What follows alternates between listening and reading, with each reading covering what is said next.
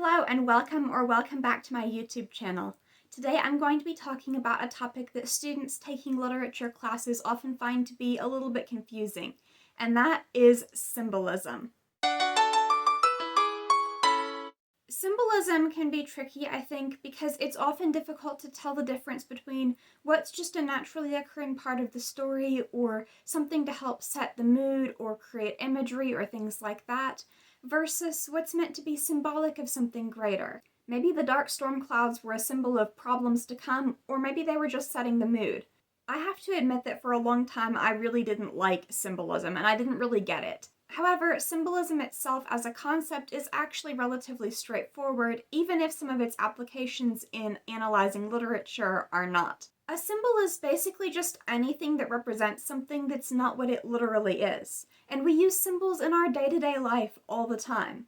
Some really obvious ones are things like flags, for instance the flag of a country, mascots like sports team mascots, colors, like for instance red, white, and blue are symbols of the United States of America. Religious symbols like the cross or the Star of David. Even outside the world of sports team mascots and whatnot, animals often have very symbolic meanings. For instance, doves are often used as a symbol of peace, and peacocks are often used as a symbol of pride. Internet memes make extensive use of symbols in that what the image actually shows is very different from the message that it's trying to convey. For example, the distracted boyfriend meme uses a stock photo of a boyfriend looking over his shoulder at another woman while walking with his girlfriend, but the meme can be used to symbolize any kind of distraction, just being distracted from one thing by something else that's newer or maybe less important. In the Victorian era, the language of flowers was a common form of symbolism that was used, and we still have some carryover from that in the present day, even though it's not used as extensively as it used to be. For instance, if you give someone red roses, you're conveying a message of romantic love, whereas it's totally acceptable to give other flowers, like tulips or daisies, for instance, as a get-well-soon gift or a congratulations. All of that to say, we use symbolism extensively in our day-to-day lives, and the way that it's used in ordinary life can help you to understand the way that it's used in literature. Literary symbols usually have pretty intuitive meanings, either ones that correlate with how we see them in real life, or that are explained by the characters or the narrator in the story. In fact, sometimes symbols in literature are just openly identified as such. For instance, in the novel The Scarlet Letter by Nathaniel Hawthorne, Hester is required to wear a large scarlet A on her chest. This is literally a symbol to the people of her community, telling them that she has been found guilty of adultery. So as far as identifying this as a symbol and figuring out what it means, it's a fairly straightforward one. It's said explicitly in the text what it means. Now, you may be able to draw other associations with it as well. It's not specifically just her adultery. It can also represent her shame, for instance, and the way that she is ostracized from the community. It can represent their judgment on her and their unwillingness to forgive. But just the basic fact that it's a symbol and a general idea of what it's a symbol of, you've got a very clear starting point for that in the text itself. In a similar way, I am wearing my Deathly Hallows necklace, and the symbol of the Deathly Hallows is one of several symbols in the Harry Potter books and movies that is very, very symbolic and is acknowledged to be so within the text. Other blatantly obvious symbols in Harry Potter include the Dark Mark and the symbols and colors of the 4 Hogwarts houses. The sign shows up repeatedly throughout the final book, and its meaning is discussed with the characters understanding that it's a symbol for something, just not certain as to what that is. And in the real world, it's become a symbol of the Harry Potter franchise, so, symbolism is an interesting thing as far as how it works. Another very similar case as far as a literary symbol taking on a life of its own and becoming a well-known symbol of that work of literature, as well as symbolic within the work itself, is the Mockingjay pin from The Hunger Games.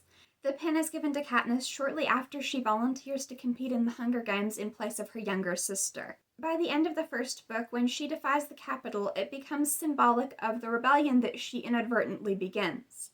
And it continues to appear again and again throughout the second and third books, and even though Katniss herself is identified as the Mockingjay and the figurehead of the rebellion, it's not really just limited to her. It's also used more broadly as a symbol of the revolution itself. In a very similar way to the Sign of the Deathly Hallows, it has become a symbol of the Hunger Games franchise, but it's not just symbolic of that trilogy and its, associated movies and prequel and whatnot. It's also highly symbolic within the novels themselves. So those are a couple of examples of relatively easy symbols to identify. But symbolism in literature can go a different route as well. The characters won't always be aware that a symbol is a symbol. So, for instance, in A Christmas Carol by Charles Dickens, when Scrooge meets the ghost of Marley, Marley is weighted down by heavy chains. They're a result of Marley's actions while he was alive, but to the characters they're very literal and not particularly symbolic. To the reader, though, they can definitely be viewed as symbolism. They represent Marley's sins while he was alive, and the things that he should have done but didn't to help other people, as well as the fate that awaits Scrooge if he doesn't change his ways. So even though Scrooge is seeing a literal ghost weighed down by literal ghostly chains, that's not all that there is to the reader. There's a whole lot more going on there that's more symbolic than literal. Another example that I have is the skull in Hamlet, the scene where Hamlet is talking to Yorick's skull. That skull is a literal thing in his hand. Now, skulls and chains can both be highly symbolic in the real world, but they're not symbols within the context of the story. Hamlet is looking at a literal skull, but that skull to the reader is still symbolic. It's a symbol of mortality and death and grappling with the reality of death, which is one of the big themes that runs throughout the entire play. So even though Hamlet is looking at a literal skull, it's also symbolic for the reader, and it was clearly put there for a reason. One thing that I wanted to bring up is that while most, if not all, works of fiction involve some degree of symbolism, some have much more than others. On one end of the spectrum, you have just fictional stories that have some symbolic elements incorporated, and on the other, you have things that are allegories. An allegory basically just means that everything is symbolic. I have another video about that, so I'll be sure to include a link to that so that you can check it out if you want to. But for our purposes here, let's talk about why allegories are basically just symbolism taken to its logical extreme. Instead of a few things in the story being symbolic, everything in an allegory is symbolic. Everything from the setting, to the characters, to the plot, to items that are mentioned, everything is a symbol. One of the best examples of this is Animal Farm by George Orwell, which is an allegory of the Russian Revolution and the rise of communism in the early 20th century. Taken at face value, it's a story about a group of animals trying to run a farm. But if you look a little bit deeper than that, several of the characters clearly correspond to one or more real historical figures. Many of the events in the plot correspond to real events in European history.